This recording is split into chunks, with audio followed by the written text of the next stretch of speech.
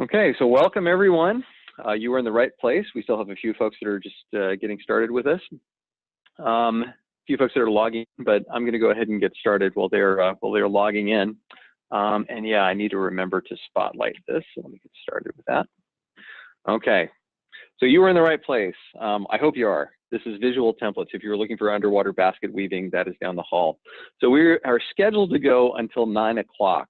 However, if you would like to go a little bit later, ask some questions, really go a little bit more in depth, I'm happy to hang out as long as you are. So my name is Brian Tarallo. I'm a graphic facilitator. I'm the managing director of Lizard Brain Solutions. I had several people in the notes and comments and emails to me say, what the heck is Lizard Brain Solutions? And we're a graphic facilitation network of graphic facilitators, graphic recorders, sketchnoters, vision mappers, visual coaches, pretty much anything that has to do with anything that sits at the middle of business and visuals. And welcome to Nova Scribes. I know we have a few folks that are joining us for the first time. And so a little bit about Nova Scribes. So we are an open forum for visual practitioners, that is to say graphic recorders, graphic facilitators, sketchnoters, what have you, to share their knowledge. We are anyone who uses visuals to move forward. Nami, I'm going to mute you if that's okay. Sorry. I'm going to mute you again. So we are anyone who uses visuals in order to move others. That includes, as I said, graphic facilitators, graphic recorders, scribes, sketchnoters, video scribers, UX designers, and visual. We do organized classes like this one. We also do graphic jams where we do open spaces. Those of you that are familiar with open space technology as a facilitation method. We are going to plan to do one after this year's International Forum of Visual Practitioners. So if you can't attend the IFVP, attend our open space after the fact where you get to kind of read our sketch notes and see what went on there. And we do webinars like this one, just to do some skill shares and to learn from each other. So a little bit about what's coming up. This may have to change, but on May 2nd, we are looking at possibly doing an activity on what's called kinetic sculpture. Those of you that happen to attend IFVP in 2016 in DC, you saw that. That was the large mobile that 120 odd people contributed together to put together. So we're having the architect of that, Kevin Reese, give us a lesson on how to build kinetic sculptures. On May 9th, our own Trent Wakenight is going to teach his very unique style of comic book graphic recording. June 6th, we're going to do our kind of our foundation class, which is called Graphic Recording 101. And then June 20th, we're going to do one on visual design thinking. And by the way, today's session is going to be 2 hours. Rachel, might want to unmute yourself. Do you want to say a little bit about Heather's class that she's got coming up? Because I don't have it on the list. Yeah, so Heather Martinez, who's a incredible letterer. She's going to be in the DC area. Hold on, I'm pulling up the details so I can give you the correct information. On April 12th and 13th, she and Jill Greenbaugh are doing a Bicablau and lettering workshop. And I'll put the link in the chat if you're interested in signing up. And then she's also going to be doing a Learn to Letter like a sign painter on April 11th. And that's going to be through the Nova Scribes meetup. So just keep an eye out for that and you can put it on your calendar if you're interested in doing that. Okay, thanks for that, Rachel. So keep an eye on Nova Scribes. These details will be coming as we've got them. Okay, so a little bit on how to use Zoom. So first of all, make sure that you can see and hear. And so just give me a thumbs up if you can hear me. If I can see that. Thumbs up. Okay. Deidre, can you hear me okay? I didn't see your thumb go up. Are you all right? Okay, nodding. So there you go. That's very good. If you get booted out, just go ahead and dial or click back in. Again, we are recording this. So do me a favor, please mute yourself if you're not talking. One of the rules with virtual facilitation is you are the last person to hear your own background noise. If you need to unmute yourself, you can either do that on your computer or you can hit *6 on your phone. Please use the chat to ask questions. And I'm going to be keeping an eye on that. And so, Paula, to your point, are any of the upcoming meetings virtual?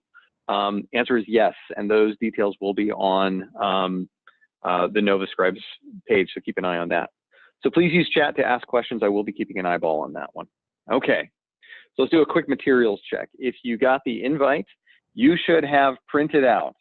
Well, first of all, make sure you got a solid network connection to your preferred note-taking tools, but you should have printed about 6 of these things, these dot grids. If you want to take a look at my camera, they look like this. Big white pieces of paper that have some dots on it. If you don't have that, that's okay. Just get whatever it is that you prefer to draw on. You will also want to get a copy of the visual vocabulary, the visual templates worksheet, which is the thing that I'm going to be training off of, and then finally the visual templates resource list. Okay. If you need the links for these, they are available on the meetup information. Okay, so let's go ahead and jump into it. I'm going to introduce visual templates by, guess what, using a visual template. This is one of my favorites. This is called the meeting startup, also known as the ORS chart. And this comes to us from the Grove Consultant. So raise your hand if you've seen this guy before. Anybody? Anyone? Pretty much everybody. Okay, then I can do just a light touch on this. Let me tell you what we're going to be doing. So up at the top, you would put the name of your meeting. In this case, we're doing visual templates. 7 o'clock, we're just doing our housekeeping right now. Welcome setup. I've talked a little bit about Lizard Brain, Nova Scribe, Zoom. We did our materials check, and now we are here on the ORS. The first half of the class is going to be focused on the value of visual templates and really working through some examples of visual templates. What I would say is that the first hour is really meant for the facilitator who wants to use visual templates. Okay. We'll cover some examples. We'll do a walkthrough of my favorite visual template, which is the graphic game plan. We'll talk about some best practices for using visual templates in facilitated meetings, and we'll talk about we'll give you some resources in terms of where you can go for more. The second half is more for the graphic facilitator who would like to learn how to design visual templates from scratch. Okay, and so I will endeavor to get to that by 8 o'clock so that we have plenty of time to really practice, because that's really the heavy lift on this one. So we'll overview the principles of visual template design. We will work an example together, and then you will practice on your own, and that's where your materials come in. Hope to leave a little bit of time at the end for questions and answers and to have a nice crisp close. The outcome is to explore the value of visual templates, see some examples, practice using them yourselves, and then actually practice designing them. So the agenda works for that pretty well. Hi, Vic, welcome. So roles. I'm Brian, nice to meet you. I will be your instructor tonight. My job is to share some knowledge and answer any questions you have. And again, I'm going to be keeping an eye on chat for that, just to keep us going. Okay. Your job as the participants, welcome Nova Scribes, your job as participants is to experiment and try new things. Ask questions and also share your knowledge. Pretty much every hand went up when I said, hey, who's seen this before? So I know you already have a pretty good working baseline of how to use visual templates. So the ground rules, please add to the shared pool of knowledge. Be open, be present, be curious. Practice where it's safe. This is a safe space for you to, maybe if you haven't designed these things before, this is a chance to get your feet wet and say, well, okay, this works, this doesn't. And by the way, nobody plays the French horn well the first time, okay? If you're unsatisfied with your first attempt, it's because it's your first attempt. And then build on your strengths. I'm gonna come back to this later. But not everybody is a graphic designer. In fact, very few of us are. I am not. And so when it comes to actually designing these things, you're going to want to build on your strength, whatever that is, and we'll explore that a little bit more. But to kick us off, what I would like to do is to actually use this tool to say, to ask you all a question, which is, how have you used visual templates yourselves? How have you seen visual templates used by others? And why might you want to use a visual template? What is the value of visual templates? And go ahead and type this into the chat. And I'll see how quickly I keep up with you. So how have you used visual templates yourselves? Keep it short. I only have so much space on the page. How have you used these yourselves? How have you seen them used by others? Why might you want to use a visual template? Go ahead and type into the chat for this. Nice. I think that's probably pretty good. Let me go ahead and see if we can fit all of this onto the screen. I'm not going to go ahead and read through this. Because you all read a whole lot faster than I talk, right? But just go ahead and do a quick scan and see if there's anything that stands out for you. Okay. Not bad, pretty cool. These big hand-drawn charts for visioning. Okay, I am gonna read through these are pretty cool. I have observed you and admire what you do. I do not aspire to be a visual graphic designer, but I do want to appreciate the gift when I facilitate. Okay, very fair. And again, I think I know who said that. And not to blow your anonymity on this one, but one of the things that I shared when we first got started is that before I was a graphic facilitator, I was a facilitator who happened to use visual templates. And a visual template is an easy way to, for lack of a better word, to break into graphic facilitation in a safe way, because you don't have to draw. All you have to do is fill out the form that's already there. Okay. Okay. So give me a show of hands. Would you say that this is a visual template? Yes or no? Anyone? Some people, some not. Some people are typing into the chat and says, yes, absolutely. Yeah, and it is a visual template. So for me, the definition of visual template is it's pretty open. If it's the kind of thing that captures information, if it creates some boundaries, if you have some containers, if there's a visual metaphor inside of it, and it's generally visually appealing, it's a visual template, okay? So here's a few examples of visual templates. And we'll just do this kind of show of hands again. So the first one on the list is probably the most famous. It's the business model canvas from Alex Osterwalder. It's used for strategy and business planning. So show of hands, have you seen this one before? You can go ahead and raise your hand for me. So I got 1, 2, 3, 4, 5, 6, 7, Lisa. So about 7 people have seen this one. Not bad. So think of this one as your business plan in a box. There's and Vic put his hand up in the chat. Thanks for that, Vic. So think of the business model canvas as a business plan in a box. There's an amazing body of knowledge around the business model. You take a look at your customer set. You figure out who your key partners are and so forth. You figure out what the flows of your business are as they feed into one another. It's really a business plan in a box, which is pretty great. Okay, let's do another quick poll. So who here is familiar with Patty Dobrolowski? I can never pronounce her name. I'm really bad at it. Maybe you get her emails, maybe not. Lisa, awesome. Okay, so she's pretty neat because Patty is a graphic facilitator. And one of the things that I've always admired about her is that she just gives away her stuff for free. She's really pretty great in terms of what she does. And one of the things that she designs is visual templates. So if you go to her website, you can sign up for her newsletter. It's always something valuable, always a new tool, always a new tip. And she has this one that's called a snapshot of the big picture. And it's pretty simple, but is amazingly powerful. You start with your current reality. You envision your desired new reality, and you say, okay, what are your 3 bold steps in order to get there? That's it. So you can use this for groups. You can use this for coaching. How about this one, the cover story vision? Raise your hands if you've seen the cover story vision before, in any form. No? Couple of people, 1, 2, 3, less, maybe about 5 people have seen this one. I love the cover story vision. The cover story vision is a great way to get groups to think about what their future vision looks like. If you ask somebody, what does your company look like 20 years from now?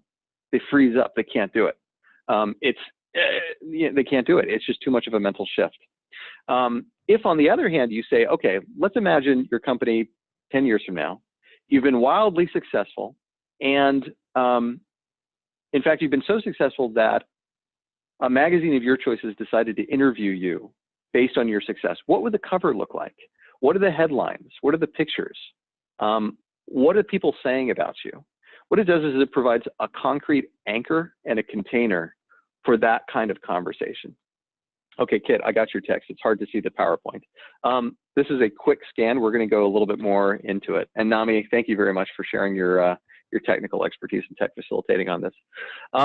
So one more example I want to cover before we hit one pretty hard, and that is by one of my favorite people, Nevada Lane, the CEO of Lane Change Consulting. She actually has something called the Visual Change Planner. And what this is almost like a meta template. It's a template that you can actually use to organize other templates. It's a great tool for agenda planning and actually selecting your methods as you are designing your own facilitation and your agenda.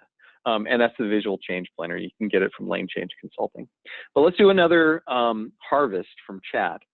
And what I'd like you to do is to go back to the chat and give me some examples of visual templates that you've seen or used that I haven't covered here. Okay, so go back to the chat and give me a few examples. Yep, 5 bold steps, that's one. SciPoc, that's another one. SIPOC. The value proposition canvas. Most definitely. Value proposition canvas is kind of the core of the business model canvas, looking at it in more detail. Anything by Christina Merkley. Very good. Yeah, Shift It is her company, Merkley. And that's for visual coaching. A SWOT analysis, context map by the Grove, spot analysis by the Grove, 5 bold steps. We've covered graphic game plan. We're going to hit that one pretty hard. The graphic roadmap.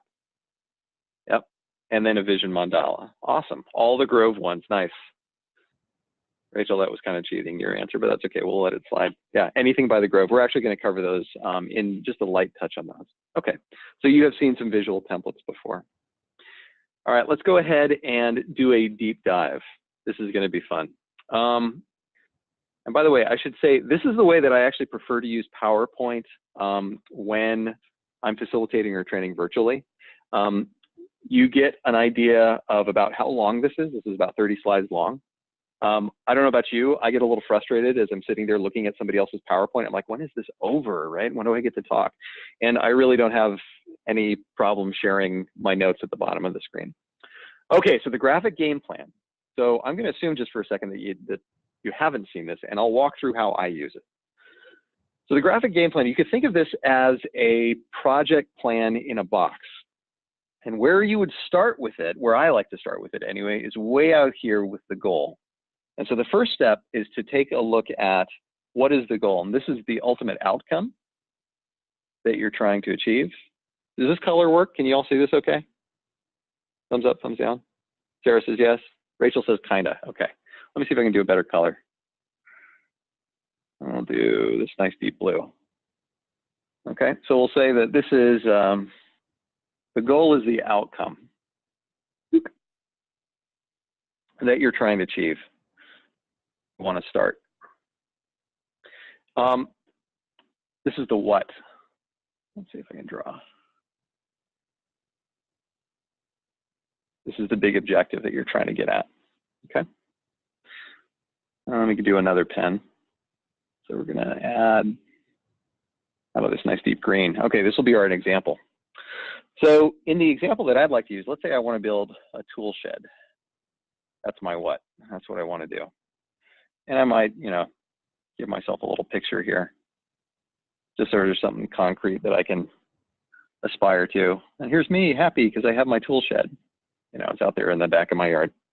So that's where we start, is with the outcome. The success factors, you can think of these as the benefits. If you were successful in achieving your goal, what would it mean for you? You could also use this for further detail. Okay. And so in the case of my tool shed, maybe I wanted to match the design of the house. I'd like to be able to park in the garage, or maybe my wife would like to be able to park in the garage, which means getting all my junk out of the garage. And I want to add value to the house. That's how I ultimately know that my project has been successful, if it achieves those things. Okay. So from there, I'm going to go over to team and resources. And really, the thing that takes up the most space over here, and you wanted to, is the people, is your human resources. And then after that, you could think about the money that you have available, the time that you have available, the space that you have available, and maybe the expertise, okay? So Vic, this is where .mlpf shows up, right? It's all of the resources that you have available in order to be able to pull this off, okay? And so in the case of my tool shed, well, the sponsor, who's the person that's really pushing for this, well, that's my wife. But the leader, that's me. I'm in charge of this thing.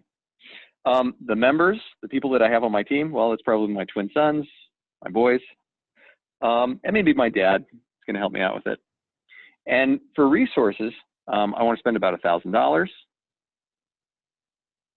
And I've got about 4 weeks to be able to do this. I've got the northeast corner of my yard. And in terms of expertise, well, I helped Dad build a shed. So I have a pretty good idea of what I'm doing. That's my own knowledge and expertise on this. Okay. So the rest of these, actually most of these, I'm going to want to do all of these at the same time. The stages or tasks, the enablers, and the challenges, I'm going to want to be thinking about these all together, and I'll tell you why in just a second, but let me define what I mean by these. When we're talking about the phases or the stages we're really talking about here, this is the phases or the milestones or the tasks, okay? This is the timeline. So for you project managers out there, this is the Gantt chart. This is the critical path. What do we do first, second, third? Okay. And in this example, well, let's divide it up into some weeks. We'll go week 1, week 2, week 3, week 4. And let's divide this up like this. We'll say, okay, first week, we want to do some designing, and then we want to do some building. That's probably going to take us about another 2 weeks. We'll go from here to here. And at the end, we'll just do finishing. And so as part of the design, I might go see what Lowe's has to offer. I might take a look at Pinterest, see what's there.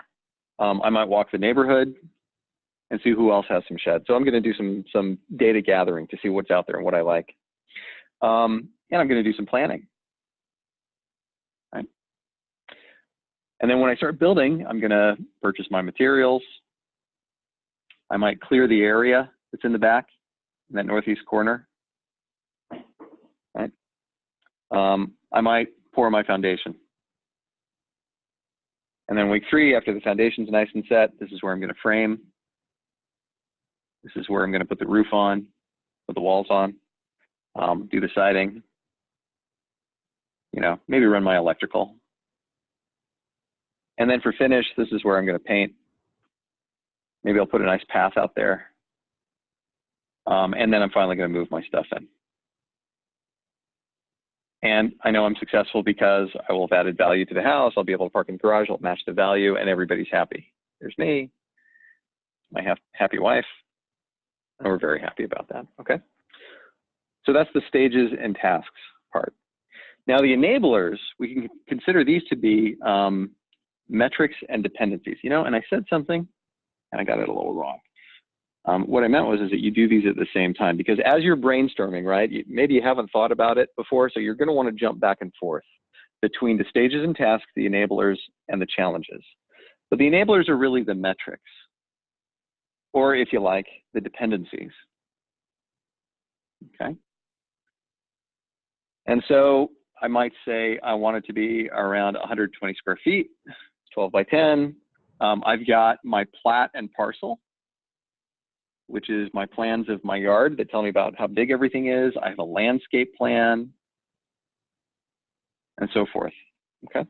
So these are the metrics and dependencies that are there. Now the challenges, you can consider these as risks or unknowns, okay? Or constraints. And this is something that I like to do. I'm going to show you something that I like to do that's actually different from how the Grove teaches it. But I like it this way. Tell me what you think. I like to frame the challenges as questions. And really as how might we questions, which is something that comes from design thinking. Those of you that have your foot in design thinking, you might recognize that. So I might have said as a challenge, I don't know if HOA is going to approve this or not. But if I change this as a question, how might I get the HOA to approve this, right? There's an assumption of it actually happening, of it actually getting it done. So what are the things that I'm going to have to do to make sure that the HOA is going to approve it? Well, I'm going to take a look at the, you know, CCRs, covenants and restrictions and things, the architecture guidelines, and I'm going to make sure that there's nothing there, right? Maybe a challenge is, I don't know if the grade of the yard is going to be good if the slope is too high. Well, okay, so how might I ensure that the grade of the yard is correct? I'd have to go out there and level it, you know, and so forth, right? So framing each one of these, yeah, and actually Lisa says, yeah, HOA is the first thing that comes to mind. If you have a really restrictive HOA, yeah, that's the thing. So, you know, maybe there's systems that would get in the way. Is this going to get in the way of my sprinkler? That's a challenge. If I say, how might I make sure that this is not going to get in the way of my sprinkler? I'd have Miss Utility come out and mark it and all that sort of thing. Or maybe I'd, bring the landscaper that put it in place back. The challenge is framed as questions, I think, build into it the presumption that there's something that you can do about it, okay? So the last thing that you're gonna wanna do, step 5 on the graphic game plan, is the title. Now this is different from the goal, okay? This is the bumper sticker. This is the following, if you like, Simon Sinek, this is the why, right? This is the really what's behind this whole thing. So this is not really about building a tool shed. This is about organizing my life.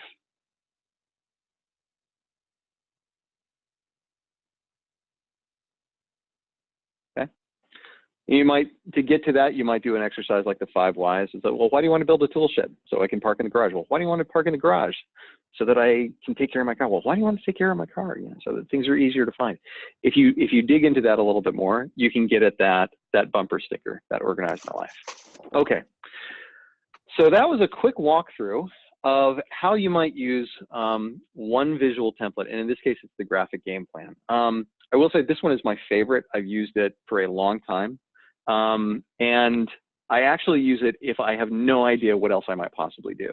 I'll pull out the graphic game plan. It's like the universal thing. You can facilitate any conversation through the graphic game plan. Okay. So I'm going to pause for a quick second and see if anybody has any questions so far, either about the graphic game plan or something else that we've covered. You can either unmute yourself or you can type it into the chat, but I'm going to do a quick pause. I love the graphic game plan. I can see it having many uses, most definitely. Yep, I would totally agree. In what circumstances is the game plan used and what type of meeting? Okay, so if there was a bell curve, actually let's put a bell curve in since I've got my Cintiq running. If there was a bell curve of meetings where I might use the graphic game plan, there we go. It would look like this. What happened to all my draws? They're all gone. That's not good. Okay, we'll just have to go this way then. If there was a bell curve, I would say right here would be all project planning, okay? This would be, you would use the graphic game plan in those things where the group has already decided what they're gonna do. They just haven't decided how they're gonna do it. And so if you're facilitating a group through a process, this happens way before, or way after, I would say, exploring all options, defining the problem that you're trying to solve, coming up with a criteria, coming to commitment, coming to agreement, deciding what we're gonna do. The graphic game plan is really about the how, okay? Circle, circle, circle, circle, circle. So we're gonna start by exploring options. Okay, then we would come up with some criteria. Now that we've got all these ideas, criteria. Then we would come up with, after we've got all these ideas, how are we gonna rack and stack these ideas? And by what criteria are we gonna decide against those ideas? And then after we apply the criteria, we're gonna all commit and say, yes, this is the way forward. We're agreed that this is the way that this is what we're gonna do, okay? And then we're gonna start the planning process, okay?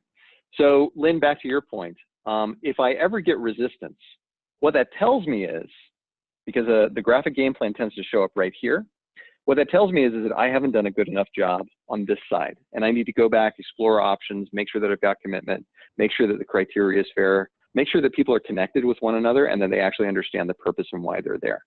So if I ever get negative feedback, it tells me that I haven't done a good enough job at stages that have come before. Now, I am doing a very light riff on the Groves facilitation model. And if you want to look that up, it's available on the internet. It's a pretty powerful tool that I use just to say, okay, why am I getting this pushback? Okay, it's a good question there. Sorry about the tech challenges. Anything can and will happen. Vic asks, how does this account for changes in plans? Vic, excellent question. I like to just keep the graphic game plan up and keep it up and on the room. And that's one of the things that we can actually use as a planning tool. Maybe it's there when we do our scrums, however often we do it, to go back and actually treat it almost like a Kanban. But to say, all right, how are we doing with this? And so you can actually go back and make changes, but it should be a living document. Sarah says, I love it too, haven't used it in a long time. I'm glad to be reminded of its value. Naomi says, logistical questions. Do you print this out on paper? How big should it be? Okay, I'm gonna save that Actually, I'm going to answer that right now because we'll get to how to use visual templates. Nami, thank you very much for this question.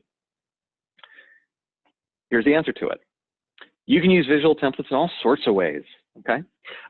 You can use it with individuals.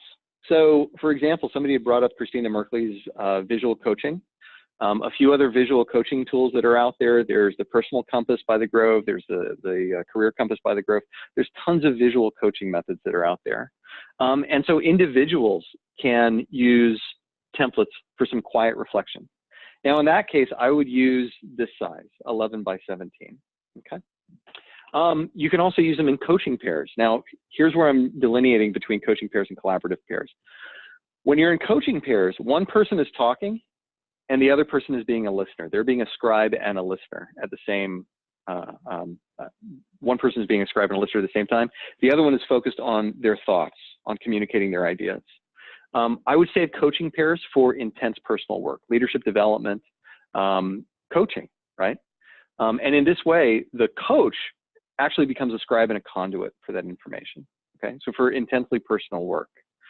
Collaborative pairs, on the other hand, I would put a collaborative pair on a graphic game plan. This is a little bit more on the task side of things than so much in the human world as a coaching pair might work. But if you need a group to fill out something that's a little bit more like task-oriented, something like a strategic plan or a strategic template, collaborative pairs work pretty well for that. And again, with a pair, I would use 11 by 17, this size. When we get groups that are a little bit smaller, that's where we want to use the larger templates.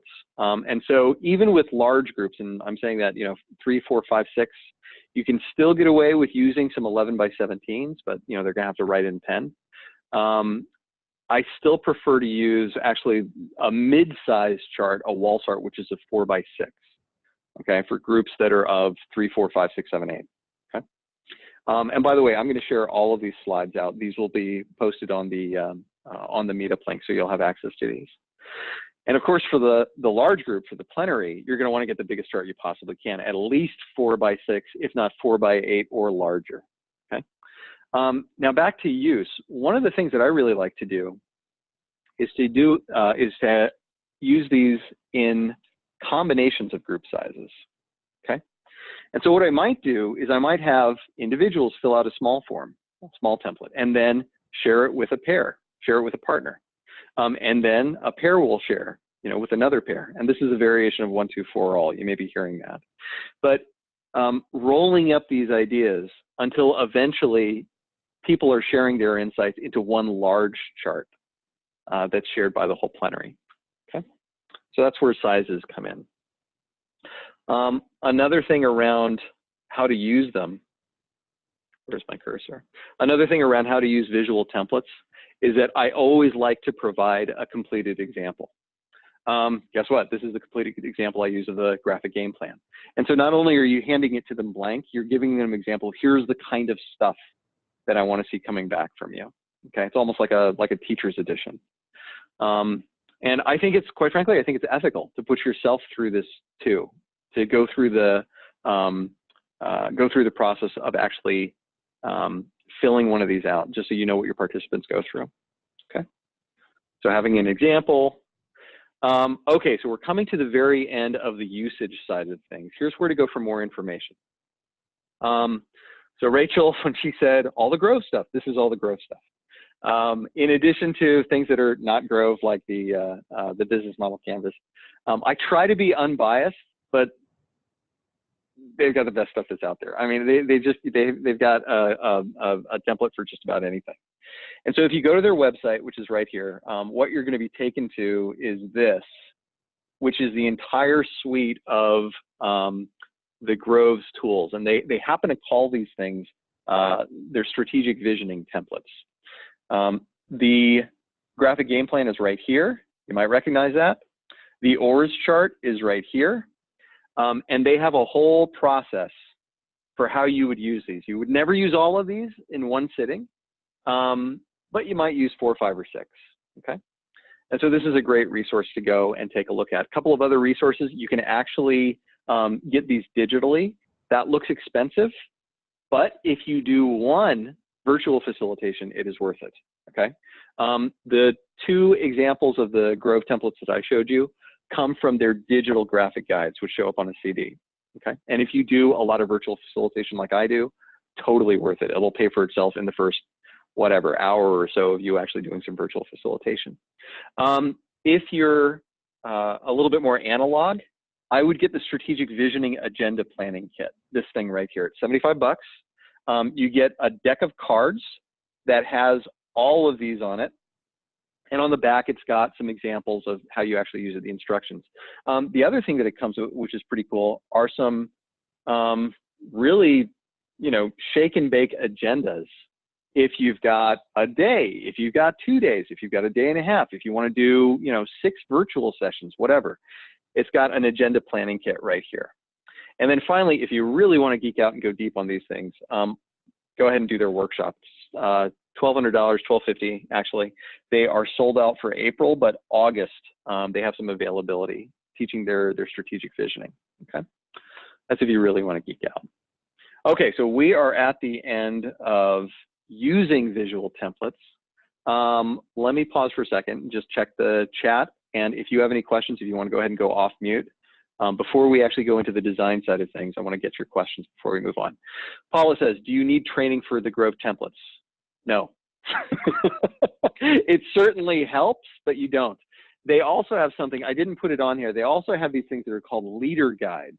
The leader guides are these booklets that are about 6, 7, 8 pages long that tell you way too much information about each one of the templates. They have a leader guide for every single template, okay?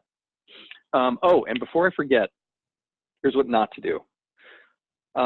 Do not buy the digital graphics guide and then go to your printer and hit print on 11 by 17 or, you know, taking them to Kinko's or FedEx or wherever and printing them big. That's a violation of their intellectual property, okay? And quite frankly, they don't print so well. I've tried, and they know that, by the way. They get all jaggy. What the digital guides are for is really how I'm using them right now, which is in PowerPoint. If you want to go big, just get them from the Grove. They're cheap enough. They make them easy enough. They're bulletproof when they show up. They're very fast. You know, if you're planning a last minute, they can get them to you very, very quickly. Okay. But if you don't want to pay a whole lot of money for templates, you could design your own. So we'll get to that. Any other questions before we jump into the design side of things? Okay, let's hit it. So you should have this handout, okay? Now, if you're joining a little bit late and you don't have this handout, that's okay, but this is really gonna be the map that we're gonna be using to go forward, okay? The principles that I'm about to show are gonna track right against this. Now, here's gonna be the flow for this thing. I am gonna do a light overview of these principles, the principles that are in here. Maybe I can't draw just because it's too light. These guys, I'm gonna do a light overview of the principles. We are gonna work an example together in designing a visual template from scratch. And then once we get through that, the time will be yours to practice and actually design on your own, okay? So what that means is I'm gonna cover these principles very quickly just so that we've got a common basis for understanding, and then we're gonna move on so we can get into the practice, okay? So here's what we are assuming going into this. So I'm assuming that you are all working facilitators, that you do a lot of group work. And so here's what we're not gonna cover. We're not gonna cover how to do the discovery with a client. We're gonna assume that you know the outcome of the thing that you're trying to do, the outcome of the activity. We're gonna assume that you know the themes to that activity, which is to say, what are the pieces and parts of this thing? We're gonna assume that you know how much time you've got and how it fits into the overall agenda, okay? And we're also gonna assume that you know the room and the participants. Now, these are all good things to keep in mind as you are designing, because these are all the variables and factors you're gonna wanna keep in mind at the very start of this process. Where you start is, borrowing from Stephen Covey, beginning with the end in mind. What is it that you want to achieve as a result of doing a visual template? This is a true story. One time, I'll equate it to an experience that I had graphic facilitating. I went into a company. It was kind of to do an interview to see if they wanted to hire me to do it. And so what they did is they sat everybody around the their boardroom table. They said, do you need anything? I said, yeah, I just need a place to hang a piece of paper. So I hung it. And they said, okay, go. And they sat there quietly. And I'm like, whoa, it doesn't work that way. We have to have a discussion. So I had to lead them through a discussion. And just like that, visual templates don't exist in there just for themselves. They have to have a purpose. So knowing what that purpose is, that's where you start. But after you know that, this is where things get fun. Step one, container selection. The rule here is that shapes have meaning. So there's a meaning that goes along with every shape. So here's a few, and I'm going to ask you for some. If we were looking at things like instructions, data, facts, step, these are things that are concrete. Let's draw them concretely. Let's put them in a box. If we're looking for things along a path, for example, signs, indicators, milestones, metrics, let's put them in a road sign.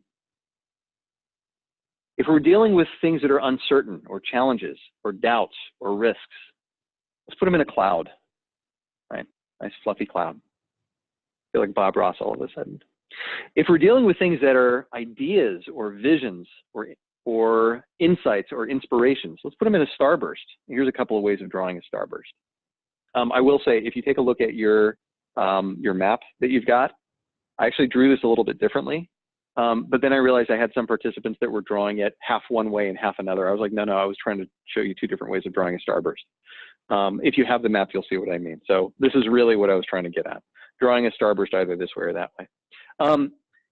If you're dealing with drivers, factors, flows, steps in a process, we can put those in an arrow, okay?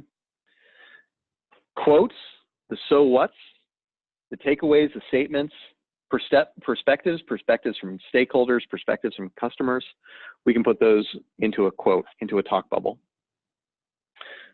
Lists, those are easy. Let's put them in a list, just a nice bulleted list in order to capture things. And maybe banner ideas or big ideas, takeaways, themes, well, we can put that in this kind of this flag-shaped banner. And then values, attributes, somebody had mentioned mandalas before, right? Mandalas, success factors, we can put those in a circle, okay? And what we're doing here is we're really tapping into something that for a lot of people is really intuitive and intrinsic.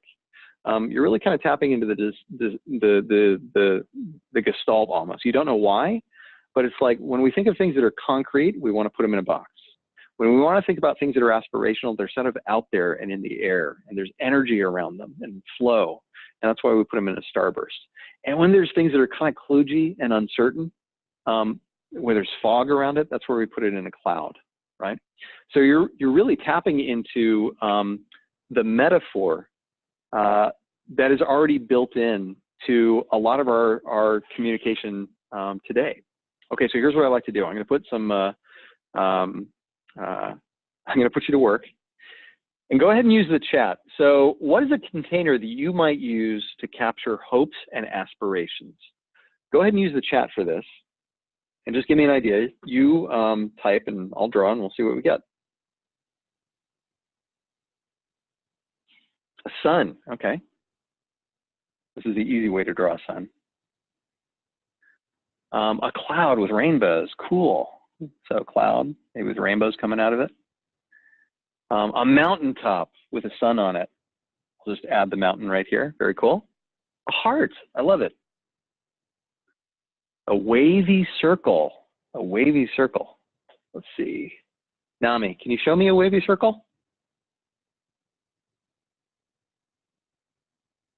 A road going to a mountain showing someone to get there. Ah, got it, okay, wavy circle. I wish I'd left more space for that. A wavy circle, thank you. A road going to a mountain showing the route to get there. Thank you, Vic. Someone at the top of a ladder, very cool. Okay. Top of a ladder, and maybe the content for it is like here. A rainbow with a pot of gold, yep, totally. Steps going up, a climbing person. Okay, so thank you for this. This is a good opportunity. I want to point out there's a difference between an icon and a container. You're going to want to point to objects that you can actually use to contain information, okay? It might be a little bit difficult to do, well, I suppose you could do a really big pot of gold, but like a person at the top of the ladder, that might be a little bit difficult. You could do things off to the right of it like this, but again, there's a difference between an icon, right, which is a little bit more complex, and then a container, which is big and bulky enough that it can actually capture the content. And what we're looking for here with the container selection are those kinds of things that you can use in order to put a list in, okay? Vic says different types of vehicles that change over time as the journey matures. Vic, you're more visual than I am. That's awesome. That's really cool. I think we did one of those once, didn't we? Okay, let's move on. How about changes, iterations, innovations? What are some containers, right? Remember, we're looking for big, bulky things that you can frame, that you can use to capture changes, iterations, and innovations. Any ideas? Light bulbs, of course. If I had a nickel for every time I had to draw a light bulb, I would have a private jet on 24-hour standby. So yeah, light bulbs, maybe several light bulbs, rocket ships, big ones, big fat ones, right? So you can actually, you know, record in them, okay? A big arrow, easy. Giant arrow, like that. I wish I'd left more room.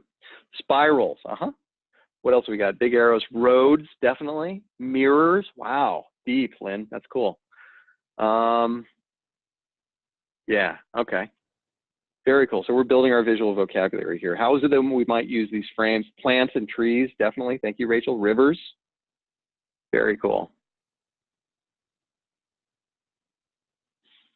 Yeah, and we'll talk more about landscape in a minute, okay? But using things that have landscape, there's like a whole visual language that's already built into landscape, so that's a great one. Let's do one more. Goals, outcomes, and objectives. Goals, outcomes, and objectives. Okay, so we've got a target, very cool. So like that, maybe we can record around it. A target, you know, big old juicy arrow. Nailed it. Like there's a nail, and then maybe you could do, you know, bulleted list next to it if you like. A parchment banner, sure, why not? Parchment banner. A clipboard, definitely, moving to action. Love that. Okay, recording this way.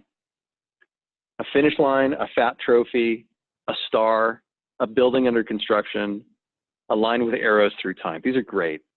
Thank you so much. See? You don't need me, this is awesome. Okay, so that's container selection. Congratulations, you're all now experts. So moving on, the next is to figure out how is it that we're actually gonna arrange these suckers on the page. Now that we've got our containers, a pretty good idea of what they are, how are we gonna arrange these things? So the first thing to keep in mind is that time equals space. This is really important. If I had an 11 by 17, okay? And let's say that I was doing, I don't know, let's do something like easy. Let's do mission, vision, values, okay? And let's say that, you know, I wanted them to spend, I've got 60 minutes, okay, altogether. And let's say, you know, I just need them to do a light touch on the mission and vision, okay? I really want them to spend time on the values side of things. Here's what I'm going to do. I might design it like this. So that mission takes up so much space, vision is right here, but then values really gets that much real estate on it. And so if you were to divide this up, this would be about 15 minutes, and then 30 minutes. That's what I mean by time equals space. The things that get the most time, they get the most space. And so roughly be thinking about how much time each one of those themes, those parts of the activity, is going to get. And that's about how big you're going to want these things to be. Okay. The next part of it is form follows flow. And what I mean by that is that let your, the layout be based on the activities and the themes. Okay. And we'll hang on to this one. We'll get back to it when we actually do the example. It will make more sense when we do that. But if you think about some of the templates that you've seen before, here's the way that the forms actually are laid out. A lot of them go from, like this one, from left to right. Okay? Some of them start in the middle and then branch outward, as does the vision mandala, right? And there's a reason for that. Some of them actually go from left to right and then down and then over again like a comic book, and then some of them go from top to bottom. But what almost all of these have in common is this flow right here, because this is the way that the Western eye reads. We start in the upper left-hand corner, we go from left to right, and then we go from top to bottom. And so as you're thinking about the sequence in which to lay these things out, what's going to happen is, let's get back to our mission, vision, values. People are going to start with the mission, and then you're going to go to the vision, and then they're going to hit the values. Okay? And if you really want to make sure that they're doing it in the right order, go ahead and number it that way. Rachel says, game plan goes right, then left, then middle. You're absolutely right. You're absolutely right. That's why I like to put numbers on this. Because that one is beginning with the end in mind, and then you're kind of rewinding the clock to say, how do you get there? So there are some exceptions. Another exception is the 5 bold steps, which actually starts at the top and then works its way towards the top, okay? And so if you're at all concerned about sequence, just go ahead and number these things. You're gonna do it 1, 2, 3, 4. And the reason that you're gonna pay attention to the sequence is because you're paying attention to the logical progression. How is it that one idea builds on another, builds on another, builds on another, right? So going back to the example of the graphic game plan, it's really hard to start doing those tasks in the middle if I don't know that I'm building a tool shed, okay? You want the logical progression as people are building their ideas to be reflected in your layout, okay? This will make more sense when we get into it. For now, I'm just gonna do a light touch on it.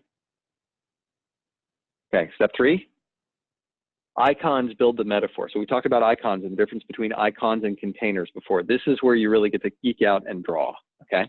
This is where you would choose some things that really help sell it. And so for example, if we were gonna use, let's say we were doing that mission and vision thing. I didn't leave myself a whole lot of drawing space, did I? Now, last time I did this, it crashed. I'm hoping it's not gonna do that. So let's go back to that mission and vision one that I'd drawn before. So here's our mission, our vision, our values, okay? So what is an icon? Now I'm looking for an icon, right? I'm not looking for a container. What is an icon that represents mission? Go ahead and type it in the chat. Boat, awesome, I love it. So maybe we put a little boat next to it just to say, here's what it is. Spaceship, even better, love spaceships. Yeah, if you can have fun with it, even better. Spaceship, what else? Mountaintop, love it, mountaintop. Something to climb, maybe with a flag on top. A sunrise, cool. Easiest way to draw a sunrise is to draw a mountain and then put some rays coming off of it like that. Very cool. And then so forth. With vision, you know, maybe that's a like a telescope, if you like. And then values. I think it's okay to draw hearts. You know, there's not enough hearts in the world. We need to draw more hearts. I never used to draw hearts, now I draw them all the time. So the icon is helping to really build and kind of carry the metaphor and help sell it. It's just one other thing that you can do in order to add to the visual appeal to it. And if you have the visual vocabulary, this will help, okay? Now I'm gonna do a pause right here because I talked about, I wanna talk about the using complex systems. If you can choose a complex system to carry your visual metaphor, you're setting yourself up for success, because one of the things that visual templates actually do is that they represent complex systems anyway. Things like how do you build a tool shed. And so if you choose something with like a natural landscape that has tons of different elements as part of its system already, you're good to go. So for example, mountains, clouds, trees, rivers, right? You could use trees as opportunities. You all actually already identified that. Paths for initiatives. Cliffs or clouds as challenges. Mountains and flags for goals. Cities and towns for organizations or stakeholders, sunrises for visions. And if you're taking these different elements and arranging them using the layout, using the container selection, you're creating some really rich visual templates that can capture a whole lot. Rebecca says, sure, a farm. Maybe a farm, you could use that for resources, right? Or maybe some mindfulness even, taking some time away. So what I've got here is a few examples of some complex systems that you could use. I was really excited about this one. I actually worked for a chemical company at one point, and I was designing some visual templates, and I thought I was being really clever by designing this whole thing that had this whole chemistry set, right? And they said, no, we don't like that. I'm like, but guys, this is awesome. You know, it fits your culture. They didn't go for it. They didn't want it. But if you can pick something that actually captures the culture and the identity of the organization that you're working for, that's like bonus points for you. So here's some examples of some complex systems, ecosystems, you know, the ocean, outer space. You talked about spaceships already. Highway systems, you know, what is the meaning of a road, an off-ramp, a bridge, a pothole? You know, the guy that's off to the side of the road. factories, you know, and so forth. So looking at complex systems as a source for your visual vocabulary as you're thinking about icons and containers to build. And then step 4, we're not going to do this right here, but you're going to want to start drawing as quickly as possible. Okay, I like to do at least 4 different thumbnail sketches, you know, and interestingly, it's either the first or the last one that I draw that my clients end up going for when I show them, okay, here's the options for this template. They never really go with 2 or 3, and I have no idea what it is. Usually it's like number 1 is the most obvious, number 4 is the craziest, and it tells you something about them. Okay, so Paula asked a question. How do I control the amount of icons so not to overuse? Okay, good question. I would say if it looks like this, you're drawing too many icons. I might do 1 icon per header, okay? And so just a quick example now, I will draw on this even though I said I wouldn't. Let's say we're doing that same thing, mission, vision, values. And let's do this the right way, like, right? Maybe our mission is a map, right? And we'll have it look like a torn kind of map, right? And our vision, so we talked about that, maybe that's this. See, we're getting there, right? And then our values, you know, this is, yeah, why not? Let's do, parts are difficult in this space. So let's do something a little bit more like this, just to fill the space. The other thing that I'm looking for is, how do I fill this space properly? Maybe it's a sunrise, like that, right? So how do I make sure, and this one's mission, vision, values. So here's where I'm going with this. I might do 1 icon per header, okay? And that's about it. You might do a few other things, just kind of like tie it all together, but I would keep it very, very light. And the reason for that is that, you know, you would want to give as much space as possible for the content, for the thinking that's going on. Good question, Paul. I appreciate that one. So Helena says, and Helena, just FYI, you're transmitting only to me. If you want to change that in chat, you can transmit to everybody. She said, can you draw an example of a company in the ball bearing business and what is their value proposition? Okay, first I have to know if that's a reference to the Chevy Chase movie Fletch, because I think he had like this whole bit about ball bearings where he was trying to like get past some airplane mechanics, and I sure hope that that's a Fletch reference. But if not, yes, but let me think about that one. No, it's not. Rats. Okay, it's not a Chevy Chase fan. Let me get back to that one. Challenge accepted. Okay, so that's 4. Now, step 5, we went from 4 to 6. Did you notice? Step 5 we've already covered. Remember, step 5 was all about usage, right? It was about thinking about the different participant mix. It was about providing an example and so forth. So we've actually already covered step 5. If you are designing these things, here's something you're absolutely going to want to do. This is try it before you buy it. I think, again, this is part of the ethic of a graphic facilitator, is actually to try these things before you put it in front of people. Get unbiased feedback. Find missing refrigerators. This is a callback to when I was a builder. We would always bring somebody in to walk our houses and say, hey, you know, I've had a real hard time taking a look at this with my drywall. Do you mind taking a look at it? He says, yeah, I kind of see what you think about the drywall, but dude, where's your refrigerator, right? You can get so into this that you miss the obvious stuff, right? So finding missing refrigerators, get a fresh set of eyes to take a look at these things. Maybe providing them a safe way of providing feedback. Maybe you've heard of I like, I wish, what if, right? Comes from design thinking. Taking on a beginner's mind, avoiding endowment bias. That's the thing I was talking about before. Sometimes we get so into these things that it's tough to separate ourselves. And as you go, adjust the durations, which is to say the space that we're allowing, maybe the content, and especially the way that you are actually instructing on this, how you're setting this up. So when you test this with others, you know, maybe it's a small group, 2, 3 people that you trust, maybe it's the client, making sure that you can go back and iterate and practicing in terms of your delivery, okay? So testing and feedback, try before you buy. Now, I was hoping to get some questions about this. How do I actually make these things? This gets back to where, remember that initial rule, which is building on your strengths, okay? So I know not everybody on the call is a graphic designer. I know there's some people that are on the call who would not even imagine picking up a marker and drawing for themselves. The good news is you do not need to. The easiest thing to do is you can buy these things. I've already told you how to do that. You can go to the Grove. You can go to there's lots of, besides the Grove. Let me just give another resource. I'm pretty sure Sarah knows this one, but Design a Better Business. Sarah, you know this one? Yep. Design a Better Business.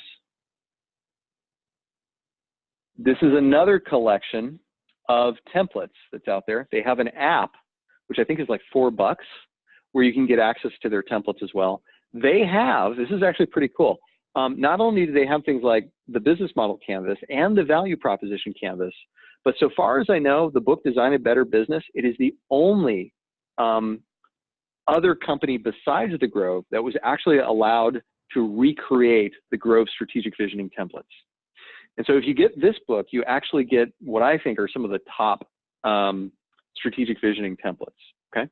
So you can actually go, you can buy these things, that's the first one.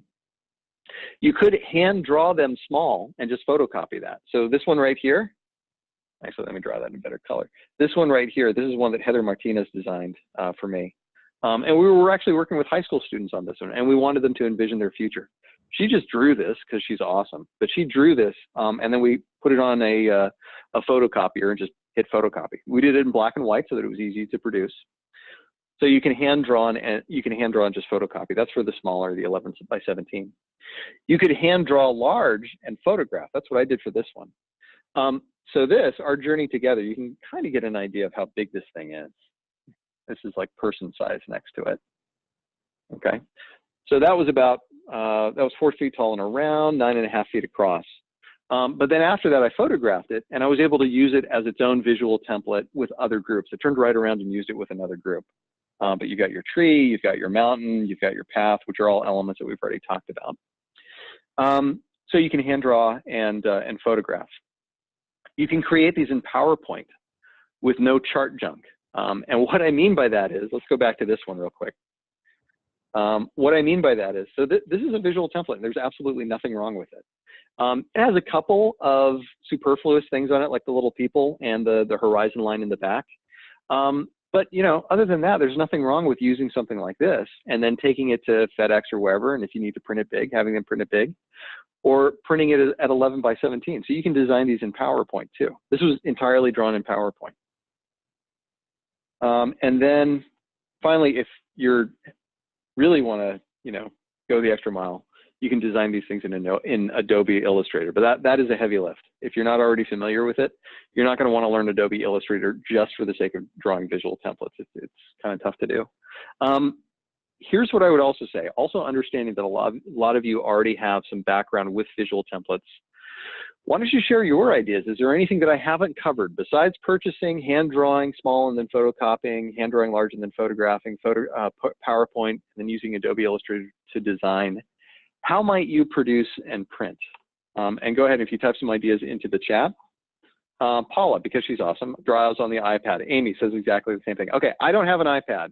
I'm terrible at iPad. You know, I use an iPad, I just end up shaking it, wishing it was a PC, because I'm a PC guy, right? I know, I'm crazy.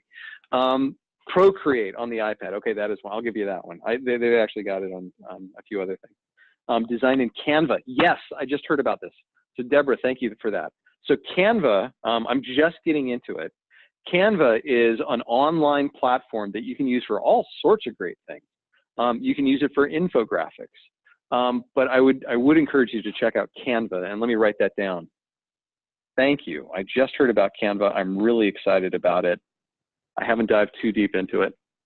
Paula says she also uses, I'm going to assume she means Canva on that one. Yeah, iPad, and then Canva. Okay. All right, you ready? This is where it gets experiential. So mental shift a little bit. We are going to work an example together. So do you remember the going in part? I'm going to hand you the going in. Here's what we were going to assume. The outcome, what we are trying to achieve here is a SWOT analysis. Those of you that aren't familiar, we're looking at strengths, weaknesses, opportunities, and threats. Now the themes, which is to say the activities that are underneath the SWOT analysis, well, we've actually already talked about them, but just for the sake of definition, the strengths and weaknesses look at an organization internally, what are its internal strengths and weaknesses, and the opportunities and threats look externally at the industry or the environment, what might be out there in the context of things, okay? We have 1 hour for this. How it fits into the larger agenda. The agenda is one large strategic planning effort. The SWOT is part of first agreeing on current realities, which we're going to have to complete before we actually move on to envisioning future possibilities. So it's going to be one of the first things that we do, is starting with a SWOT. Here's what to know about the room and the participants. We have 16 participants. They are seated at 4 round tables, 4 participants each, and there is plenty of wall space for a large charts. We can do whatever we want. It is the ideal room. It's a racquetball court, right? Which is like exactly what we want to hang things up. All right, so I'm going to go back to you. Now you can either unmute and share some ideas verbally, or you can just type some ideas into the chat. But let's start with strengths. We're going to start with our container selection, right? We're looking for big boxes, big frames that we can use to fill. So what containers might we use in order to show strengths? Move my camera around a bit. A concrete block. Vic, that's about as strong as it gets. So let's do a concrete block like that. Which is nice because it gives us a little, that's very concrete. How's that? Pretty good? Says love it. A trophy, sure, why not? Yeah, something appreciative about that. Now notice, as I'm drawing, I'm really trying to fatten this thing out, right? And the reason that I'm doing that is because I know that the text is going to go in like this. So I'm really squaring up these shapes, right? Dumbbells. Dumbbells are tricky. The way that I'm seeing it anyway, maybe I'm doing it wrong, but if a dumbbell is like this, and maybe whoever wrote that, if you want to grab a sticky note and correct me here, but if this is a dumbbell, right, there's not really a big box that I can put stuff in. I might be able to go above and below, but it's not really a container. It's just something that kind of holds the space around the edges. A fat lightning bolt. Okay, so thank you for saying fat. Yeah, and we might do, let me get rid of this in the way. A fat lightning bolt, like that. Now, one thing to be aware of is that as you're designing these, you're going to want to avoid angles if at all possible, because they're just tough to write in, okay? Easier to have boxes, things that are up and down and vertical. Okay, I think that's pretty good. How about weaknesses? What might we use in order to, oh, I missed one, sorry. Check marks and a checklist. Thanks, Elena. Let's put that one on here. So check marks and a checklist. Okay, like that. How about weaknesses? What might we use in order to capture weakness? Cloud, Now, one thing I like to do when I draw clouds, actually, let me go back one. How most people draw clouds is they do this. There's nothing wrong with that, that's fine. What I like to do is make them look like big old thunderheads. So a flat bottom, and then small, big, small, big, small, small, big, small, big. Like, I just think it's a little bit more visually interesting. A Band-Aid, okay, not bad. And maybe what I would do here is, if I was being really clever, I'd go in with like a light gray, right, to draw those little dots of the Band-Aid. And that way, when you draw across it with the text, you know, you can still see it. Okay, medicine bottle, great one. Nice, big, chunky thing, like that. And maybe we put like the label on it like this. Now again, remember, I'm really exaggerating this. I'm squaring it out, and I'm using this label to take up way more space than the medicine bottle actually needs, just because I want to leave that much space in order to capture text and content. Broken with dashes light container. I'm not sure I'm reading that right, Paula. Broken with dashes light container. Maybe I'm getting it. Is it something like this? Yeah, I was just thinking like a light color. Ah! Scared me, Jesus. That's all right, go ahead. What else? Something that's good. Wasn't expecting that. Is that a teardrop? Is that what you meant? Yeah. Oh, a teardrop. Good one. Okay. And then I'll just do a couple more. Person dropping a heavy weight, a plank off of a 1500 warship. Vic, you're really stretching my drawing capability, man. I love you, but man, I don't know if I can do that. Okay. A 1500 warship. Oh, gosh.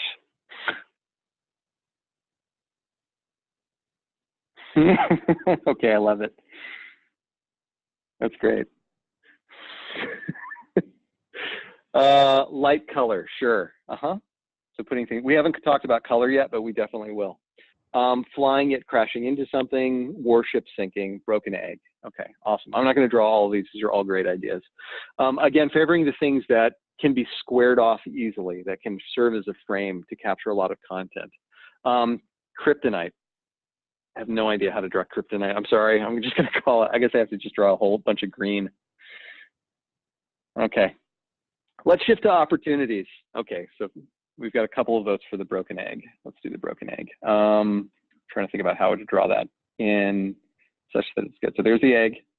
And then maybe if it's like a cracked shell here, and then, you know, a lot of space here in order to record some ideas.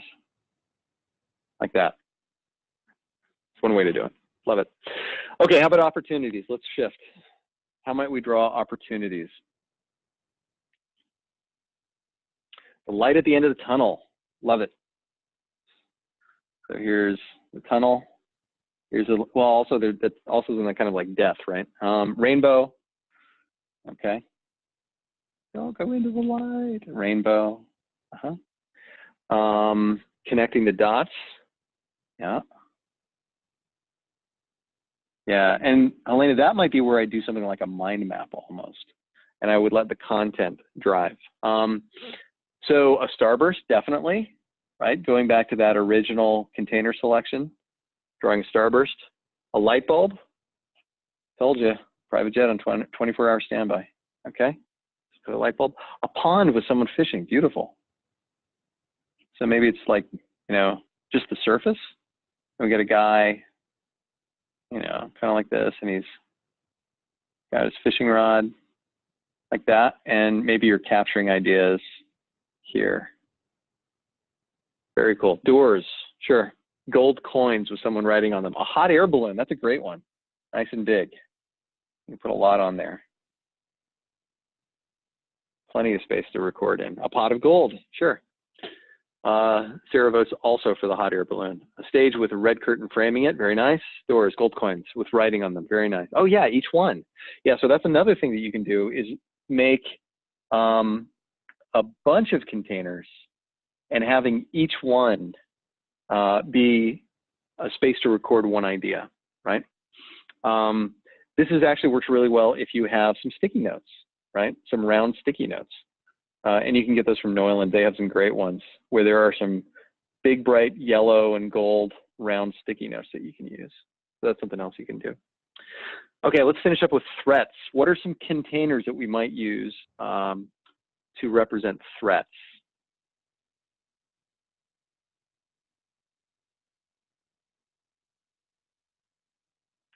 Unseen spider behind the bush. Okay, so let's see. Let's draw the bush and then spiders. Threats. I love it. Cloud with a lightning bolt. Sure. Zap. Okay. Fire. Big scary shark. That's my favorite. Big scary shark. Okay. Actually, hold up. If you can't draw a big scary shark, here's how to draw a shark anyway. You draw a water line. Yep. Catherine's got it. And you're done. Shark. It's a universal sign for shark right there. If you really want to sell it, you can put like a little person next to it. Sweating. Fire, a cloud with a lightning bolt, an outline of a giant tornado. Sure. Okay. A cliff. Use these all the time. That's great. So actually, I didn't draw that right. Let's go back a bit. So here's how to draw a cliff. Okay. So you would start with a horizon line. Whoops, not drawn. You would start with a horizon line and kind of like this, almost like you're drawing a lightning bolt, and then straight lines down, just some quick throw lines like that. You want me to do that again? I'll back up. So how to draw a cliff? A horizon line, kind of like a lightning bolt like this, and then some quick throw lines, just straight down. And then if you wanted to do like a couple of dots, maybe like some rubble coming off the edge, that's one way you can do it. So we've got the cliff, we've got the big anvil. Yes, I love that. Okay, I got to do, just because you said the anvil, I got to do this. I'm sorry, I got to show this to you. Some of you have seen this before, but my favorite piece of art that I have in my house. Okay. My favorite piece of art that I have in my house is this big old print. Go ahead and take a look at my webcam. But it is everything that the Coyote ever ordered from Acme, okay? And what's cool about it is that each one, I mean, if you think about it, the Coyote and the Roadrunner episodes, they were all silent. So it was totally driven by the visual. And each one of those things, whether it was a coyote, whether it was an anvil or a round bomb or a Batman suit or like a street sweeper's push wagon, all of those are iconic now, right? They have a visceral meaning to people that you can pull into your templates and to your graphic recordings as a way of tapping into that emotional connection that people have. So yeah, anvils, great. And Catherine, thank you very much for that. Round bombs, that's awesome. Okay, a few others, caves on the side of the mountain, shark with jaws with writing on the side. Yes, okay, very good. And a dragon. So I'm going to pick a few here just for the sake of argument. You can pick whichever ones you want, but I think what I'm going to do is I'll pick one that have the same sort of theme to them, okay? And let's make it easy. Let's do the ones that have to do with like a horizon of some kind, like they could be seen in the natural environment. So let's do a cliff for one. Let's do the rainbow for the opportunities.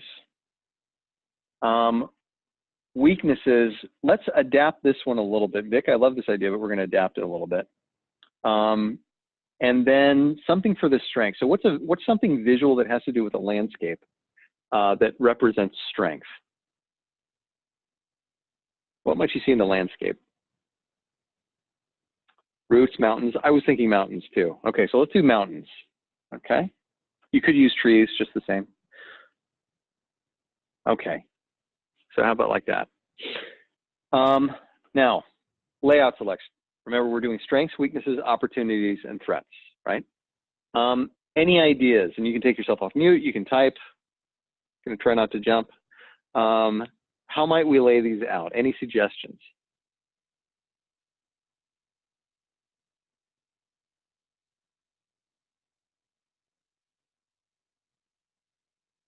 Four quadrants. Kit, let's go with that. Okay. That's pretty easy. Now I'm going to sketch in a light color just so we can see it. So 1, 2, 3, 4. Now remember, the other thing from layout selection is we want to make sure that we're allowing adequate time. So is there any reason that we should give one quadrant more space than another with a SWOT analysis?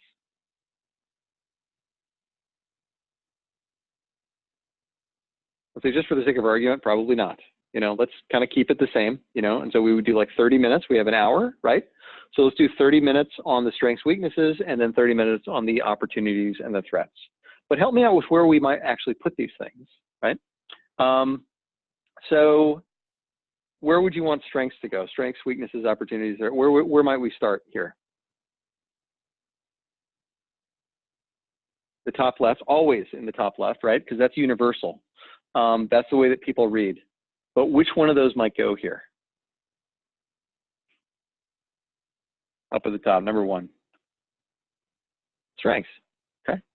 Yeah, starting on a positive note, yep, 2 people say strengths, sure. Now what, where to? And then weaknesses to the right, sure. Okay, and now just in case there is that tendency that for somebody, they might want to drift south with that. Okay, somebody else said opportunities on the right. Let's go with weaknesses for right now, just because I drew it. And Vic, you're not wrong, we could easily do that. But if we wanted to say, okay, this is going to be the internal, and this could be the external. And we could have easily flipped that, Vic, and you know, internal could have been up here and external could have been over here, in which case, like the positive stuff would have been up top, and then the negative stuff would have been on the bottom. Either way, it's fine. But just numbering this so that we're guiding people in the right direction. So I'm assuming 3, if we're going with, let's go with Sarah's.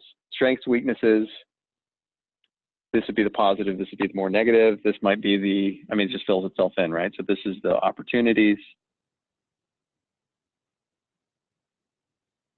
and threats, okay?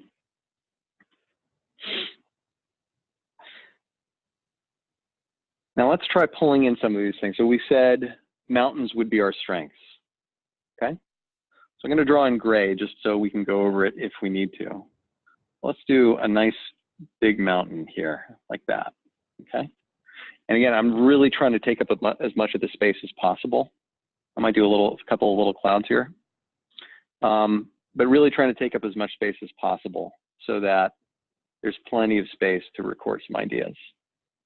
So for weaknesses, Vic, I'm gonna riff on your idea a little bit with the water. Maybe here is where we have like a lake show up, right?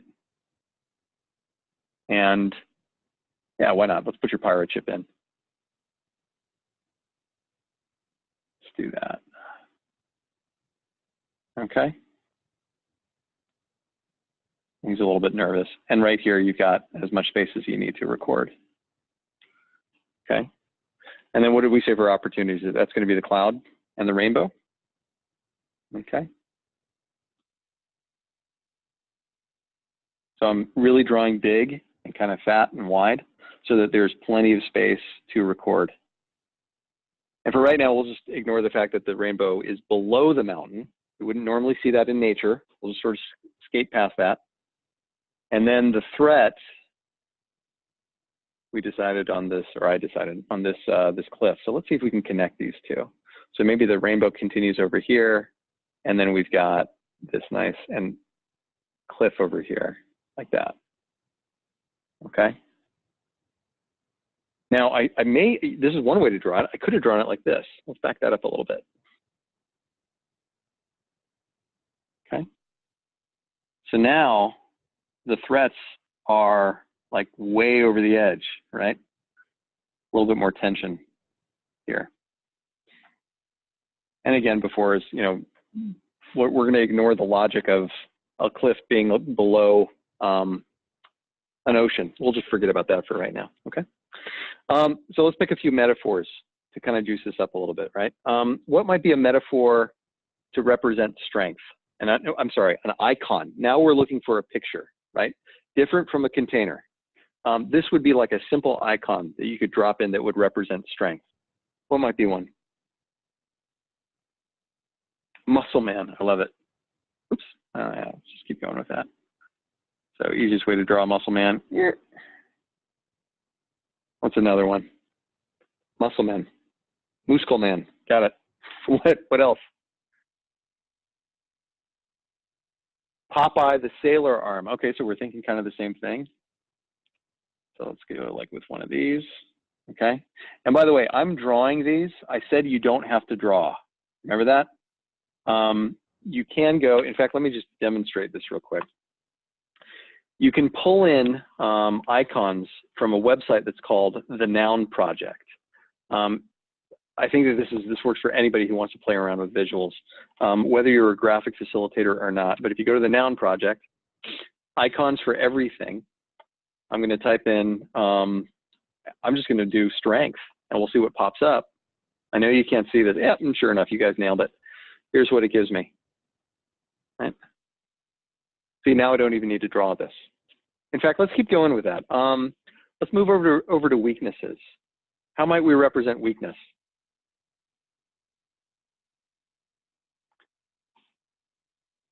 Oh, this is cool. I'll tell you what, here's what the Noun Project comes up with. Broken bone. Don't know why it's not moving. A crack in the ice, nice one. Cracked ice.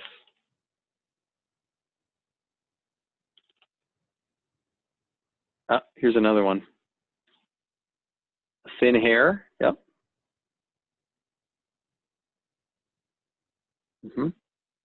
Broken glass, broken.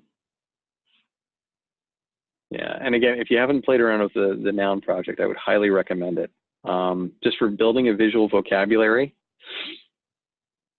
Someone drooping over, okay. Let's move over to opportunities. Oh, this is pretty cool. Here's what the noun project suggests when you just type in the word opportunity. That guy. Any others? Oh, and of course, everybody's favorite. Let's see if I can get this now. Go back.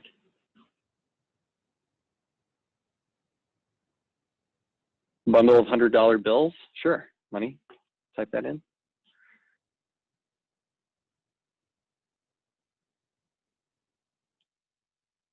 And what's nice is that they're actually transparent. And if you're designing one of these things, that makes it a lot easier to work around with. You don't have that white box that sometimes appears. Let's do, yeah, so when you type in opportunities with the noun project, it gives you the light bulb, of course. All right, I think that's pretty good. A road sign, let's do one more, road sign. Yeah. Okay. How about threats? Let's move to some icons that might, a road washed out sign. Okay.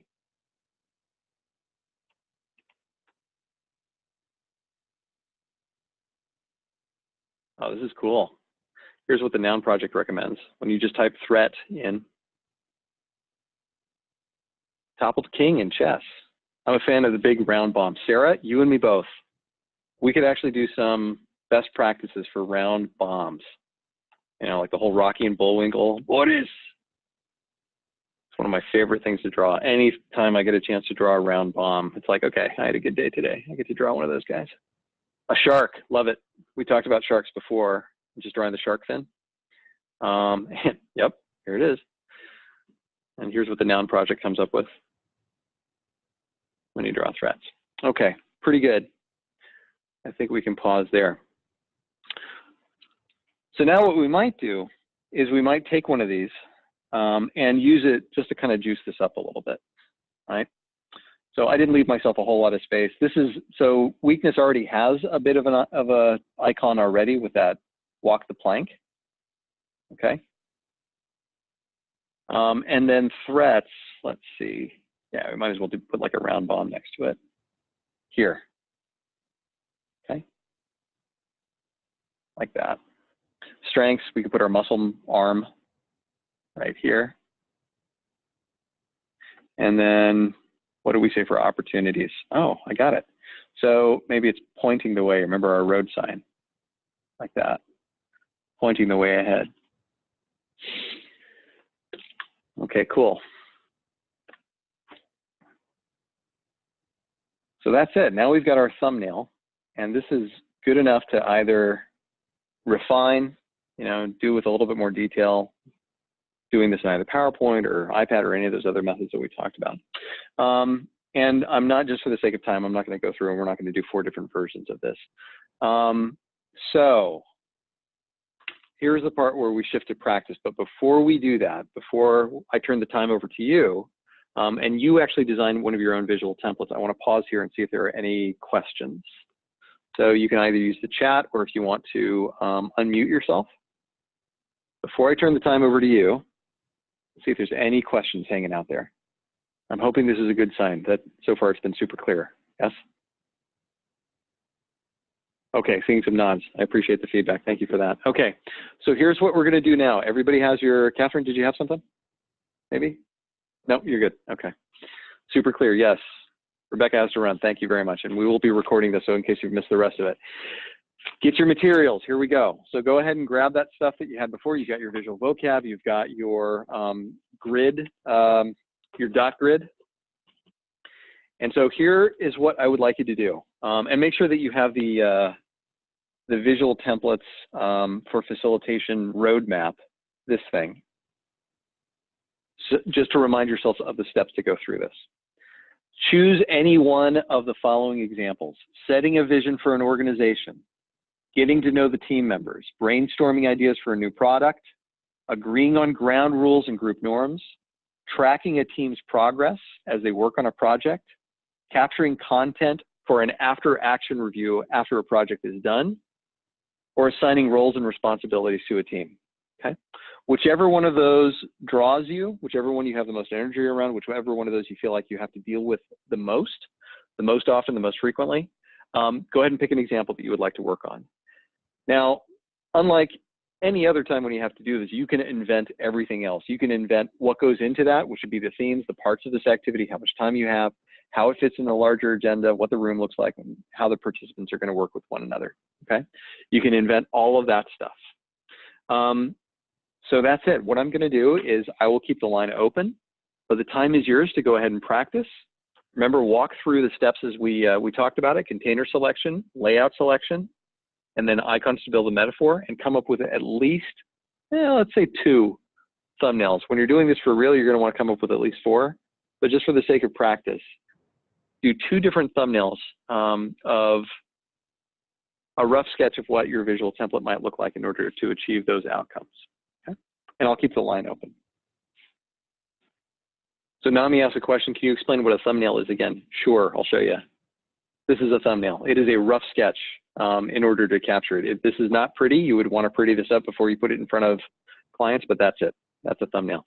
I also saw that there were a couple of folks that are dropping off. As you are leaving, here are a few things to keep in mind, okay? I wanted to show this to you after you actually had a chance drawing. So if you are drawing, focus on your drawing. But if you have to leave now, here's this. When I'm designing in PowerPoint, I like to use a 0.25 point line. That's a quarter line width. I just think that things look a little bit cleaner. As you're designing, going easy on the printer ink, right? Especially if it's your printer. So I like to use a lot of white space. I like to use about a 15% gray as a drop shadow behind some containers, or favoring some pastels, but really going easy on the printer ink. If you use a lot of rich colors, it's going to drain your ink really quickly. Pastels, same thing. They fade to the background. So that's kind of nice if you want to give it like the illusion of depth. Watch out for alignment and spacing. And what I mean by that is, and like I said, if you're drawing, keep drawing. Sometimes I'll see a visual template that will look like this. It's offset, not enough to be like on purpose, and just enough to be irritating, right? So watching your alignment to make sure that things are, you know, generally aligned, and PowerPoint certainly has that feature. And then the other side is watching your spacing, making sure that there's enough negative space in between the containers so that it can breathe a little bit, so that you're not really, you know, jammed together.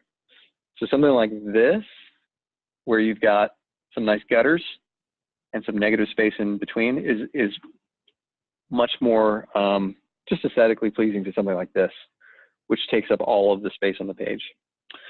Use system fonts, right? There's awesome fonts that are out there on the internet for downloading. However, the problem is that if you put them into your PowerPoint, you send them to people, it's going to go default to Courier or something really horribly ugly. So just use the system fonts that are there. Use fonts that look good both on screen and printed. That means sans serif, okay? I like Futura. This is Futura. I also really like Gill Sans. They have their advantages, they have their detractors, but boy, can we just agree that we're not going to use Comic Sans or Papyrus ever again, please. This is true. If I'm going out to eat and a restaurant has printed its menu in Papyrus, I'm not eating there just based on that. We can geek out about that later, I'll tell you why. Including a horizon line. Okay, so we already talked about the richness of using landscape as metaphor. There's something else that happens. And keep drawing, by the way. I just want to do a little bit of a lecture on this because I think that this is pretty cool. When you draw a horizon on a piece of paper, be it a small visual template or a large graphic recording, what you're doing is you're actually forcing perspective into this, and you're giving the illusion of depth so that the viewer has the effect as if they're looking through a large picture window. And if you've ever done that, if you've ever looked out onto a large horizon where you really were able to see big sky and rolling hills and clouds, it just has the effect of opening the mind. having the effect of opening the mind to possibilities to see what's out there. I've actually heard David Sibbett refer to this phenomenon as what's called panoramic visualization. David Sibbett's the founder of the Grove, by the way, the one who designed all those templates we've been talking about before. And so if you have the chance to bring in a horizon line, you know, and if you know about the law of thirds, that's a good thing to keep in mind when you're doing that. It has the effect of creating expansiveness on the part of the viewers. So try to include a horizon line if you can. That's one of the reasons that, going back to just this very simple template that I did for this, that I had a horizon in the background. It had the idea of depth to it. And then finally, we talked about this already, but the layout, making sure that there are clearly defined sections, that there are spaces in between, and that the flow is from the top left down to the bottom right. Okay. All right, I'm going to go on mute for a while. I'll go back to the practice. And there's a couple questions that came in through chat, so I'm going to go on mute so I can answer those one off. So Paula has a question for everyone, and since she put it out to everyone, let me give you a few ideas. So for tracking a team's progress, here's just a couple of thoughts. So the good news is that there's actually a lot of tools that are already out there that exist in software that we can actually borrow from. An easy way to do it is to do just a simple Kanban board. And if you haven't seen one of those, it might look like something like this. If you're tracking progress, here's the things to do. There's the things we're doing, and then there's the things that are done. Okay? And what you could do is you could say, okay, we're going to put each one of our tasks on a sticky note. Okay? And we're going to shift them from one of these columns to another, depending on if we're working on them or if they're done or what have you. Now, here's the smart part of this, is that you can use the size of the containers, okay, in order to control how much work you're doing at one time or how big your backlog is. So that might be one thing that you could do, Paula. That's one option. There's a few more. You could have something like a simple calendar, okay? I mean, a calendar is a visual template. Draw a big one, you know, and say, you know, when are we going to do this? If we're going to do this, what has to happen before this? What happens? How long is this going to take? It's almost like a critical path, a Gantt chart, right? So when it comes to any of these, it's breaking down, well, what do we mean to that? What are the pieces and parts of it? So as you're done, you can go ahead and turn your camera on and turn on your microphone, turn off mute. Unmute, I guess that's the right way to say that. And I'll share what you've got. Oh, can you see me? Amy's ready. Kit's ready. Yeah, go ahead, Kit. Let me spotlight the video on you. Okay. Yeah, I just did, for brainstorming, I went with the brain. Oops, can you see that? And where I thought you could write what it is that they're thinking about or what the topic is on here, and then just put, you know, stickies or whatever, or write it out elsewhere. And that's one. And then the other one was to just put the head with the brain in the middle, and then just be able to work around it. Okay, I love it. That's great. If I could give you a recommendation for that, so go back to the first one. Yeah. Okay, right. So one thing to keep in mind is that when you're writing, when you've got an angle on it as opposed to a box, it can be really difficult to fill in a list. So here's what I'd say. It's not to say not to do that, but if you're going to do that, draw it with, gosh, now I'm going to be in trouble. Draw it with like a 303 Neuland, okay, which is a light enough color, or a light gray, like a 102 Neuland, which is a light enough color that if you're writing text on top of it, you happen to spill across those rays that you've drawn, it's okay, and it's not going to get in the way of things. Yeah, okay. Excellent. That looks great. Thanks. Who would like to go next? I'll go. Thank you. Amy, go ahead. These seem so obvious, but I guess so there. Tracking progress, an arrow, a road, a series of to-do lists that go from unchecked to checked, and I didn't finish one, but gears, things moving. I love it. Thank you. It's like you do this professionally. That's really cool. Thank you so much for that. Those are great. Who would like to go next? There you go. I think you're live. Go ahead. Yeah, so one other idea I had for tracking teams' progress is maybe the different phases. Sorry, this back. Phases with names and time. Does that make sense? Excellent. I love it. Yeah. Yeah. So starting with the phases, almost like that graphic game plan, right? Where you do the core of the arrow of it. Yeah, that looks great. Thank you. And maybe the idea brainstorm would be a light bulb with stars or something. Yeah. Okay. So what's interesting about this is here's something that I think everyone so far, you've done it naturally without us talking about it. Okay. If you think about what it takes in order to plan, that can be a little bit more, there's more structure to planning than just an open brainstorm, than an open conversation. With an open conversation, it's more open, right? And so it's a little bit less constrained. And so what I've noticed is, so Amy and Paula in particular, as you've been looking at like monitoring progress, those have been very kind of constrained things, right? You've really put some walls around these. Whereas with the more open stuff, like Kit was the one that you had, it was just kind of exploding out from the middle, which in some ways it actually reflects back the energy of what's happening in the group. Now that's not something that we've talked about, but it's something that's it's intentional, at least with the strategic visioning templates. So for example, the vision mandala, which can be one of the most energizing things that's there, which is really at the high energy, it's just a sunburst of things that are going on. Whereas the graphic game plan is very constrained. It's got, it's top and bottom lines, and then it's got columns to it. So in a lot of ways, depending on the feeling of, divergence and convergence, you can see that show up in your designs of your visual templates too. So thank you for that. That's really cool. Anyone else ready to go? Nami, okay. Okay, I'll take a stab. So I chose the topic of getting to know each other, and I came up with just two different versions that we could use. One is it's I can't see it's a tree, but with these little circles, and I thought people could put either their name or like a quick profile into the circles, but it's a tree. So, and the tree represents the whole group. And then the other one I thought is like containers, but well, this is what I love to do, what annoys me, how prompt I am.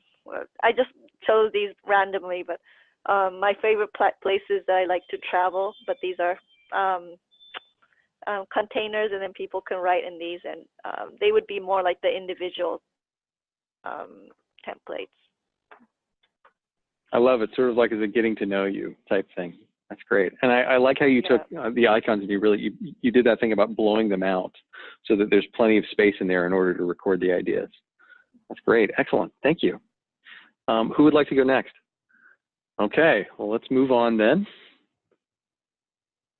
Go back to share my screen. Okay. All right, so you gave it a try. We already covered these design tips. I went through these kind of quickly just for the sake of the folks that were dropping off of the call. There are no hard and fast rules. I have broken all of these many, many times, but these are things that I generally try to do when I'm designing. And again, I will post this out there for you to take a look at with the, and I'll put the link to this onto the meetup page, the event page, so that you have access to this and all of the resources that are inside it. And then that's it. We have come to the end. So I'm going to go ahead and open it up for questions. If there's anything that we haven't covered or something that's still burning for you, please go ahead and unmute, and I will do my best to answer. What's still hanging out there? So, Brian, I have a question for you. How Yes, ma'am. can we bear to use the same metaphors over and over again? I mean, like, is that the value? Because we all know what the freaking light bulb looks like. Like, how hard work to try and come up with something new, and how much should we just rely on what's easy and convenient and familiar? All right. This is a matter of opinion, I think. And what I'd like to do is I'll give you my opinion, but then I'd like to open it up for some of the other, practicing graphic facilitators that are on the phone, because I can see them. let me go back to something. So the visual vocabulary that I shared, this thing. So I made this thing out of, it was needs driven because I needed to do a quick, visual vocabulary, right? And the process for coming up with this is that I went through about 10 years worth of charts, and I copied all of the things that I drew 5 times or more. So I was very methodical about it, right? And by the time I was done, I was like, oh, okay, so there's about, I don't know, maybe around 70 or 80 things on this chart. That's great. That's everything I ever draw. And then I realized, well, wait a minute, this is all I ever draw. How come I don't ever draw anything new, right? And sometimes, to be honest with you, if I'm doing a week of graphic facilitation, I get a little nervous at the because on Friday, they're going to start seeing the same icons that they saw on Monday, right? My own opinion is that I think that it's perfectly fine to reuse the same icons and to try to draw them a little bit better again and again and again. I've drawn that round bomb, I don't know, and I'm still learning how to draw a light bulb. Here's my new light bulb. I'm very proud of it. So I went through these different, versions of a light bulb where you draw the circle and then you do this and then you do this and then you do that, right? The way that I like to do it now is to draw kind of a circle like that and then add this little lumpy thing down here and then draw this and then still do this, but more like that. So it's still evolving, right? And so I guess the short answer to your question is I think it's perfectly fine to draw the same icons because the purpose is that you want them to be received and translated and understood by your participants. But I'm curious to know what other people think about that. There's probably many differences of opinion. Rachel, do you have a different opinion on this one? Here. No, I agree with what you were saying. So I think that the consistency is people like the familiar, and especially because sometimes this process can be unfamiliar, and so I think familiar metaphors help with that, help make people a little bit more comfortable. Cool. What about you, Amy? What would you say? How might you answer that same question? Well, I fall back on the same stuff too. I just can't stand that I'm still drawing an incandescent light bulb, outmoded technology for something that's supposed to be innovated. You know what I mean? Well, so here's the cool thing. Yeah, but now these new, compact fluorescence. Halogen bulb. No, but like compact fluorescence, caused havoc in our industry because those things are almost impossible to draw. They're really tough. Right. But now guess what? The LED bulbs, like these things, the LED bulbs, they look like the old incandescent light bulbs. So it's like, we've come back to where we were.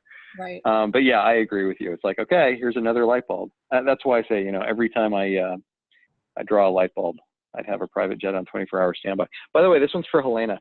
So that comment that you made about ball bearings, right? You might draw something like this, and then, gosh, you've got a mandala here, don't you? Where you could do something like, here's our vision, right? And then, I don't know, here's our objectives, if you like, around the outside edge, and maybe, or values. It could be values. I didn't want to let this one go because it was like, okay, how am I going to do that with a ball bearing? And then, you could even put something else around the outside edge, like, I don't know, culture, something like that. So there you go, Helena. There's your visual template on ball bearings. Other questions? What else is still hanging out there? I have a question. Can I go, Brian? Yes, ma'am. Yeah. How much of this in your work is pre-drawn, and how much do you do like on the spot? That's an excellent question. I like to have it as pre-drawn as possible so that I can be really present and in the moment. However, when I'm doing what's called dynamic facilitation, which is I'm having to pivot everything and throw the facilitation out the window and make stuff up on the fly, then I've just got a blank piece of paper and I'm drawing it as quickly as I possibly can. I don't prefer to do dynamic facilitation, but sometimes you have to because the process that you've designed is not getting the group to where they need to be. Percentage wise, I would say about 90% of the time I've got it drawn in advance. Paula says she can share a template from her iPad if interested. Sure, please do. Then let me spotlight your video. Ah, nice. Okay, so angle it a little bit more square to the, yeah, perfect, just like that. So Gorgeous. I have more of a drawing background, but I got this partially from Brandy Agerbeck, where she uses the one body structure. And then I kind of came up with this idea of where you put the body becomes a symbol for information. And so I know it's backwards here, but what below the surface would go under the bodies. And then I use different parts of the past, present, future. And I just, how are you shouldering responsibility? Communication would be between the mouths. And so I try to use the body as the symbol, if that makes sense. Nice. Beautiful, I love it. Thank you for sharing. Anyone else? Any other thoughts? What else is still out there? And we're right at around 9 o'clock. I'm happy to go a little bit later if people would like to. Okay, well, if there's nothing else, I'm going to go ahead and stop the recording. Thank you very much for attending. If you would, please go back to the meetup page and leave your feedback. I think I may have said this earlier, but I'm going to deliver this workshop for MAFN, for the Mid-Atlantic Facilitators Network, in a few weeks. And so this is really a pilot. This is a test run for me to get the chance to share this. I've delivered this before, but never virtually. So thank you very much for being my guinea pigs. And your feedback is very welcome and appreciated. And I really appreciate it. So, so thank you very much. And I'll stop the recording now.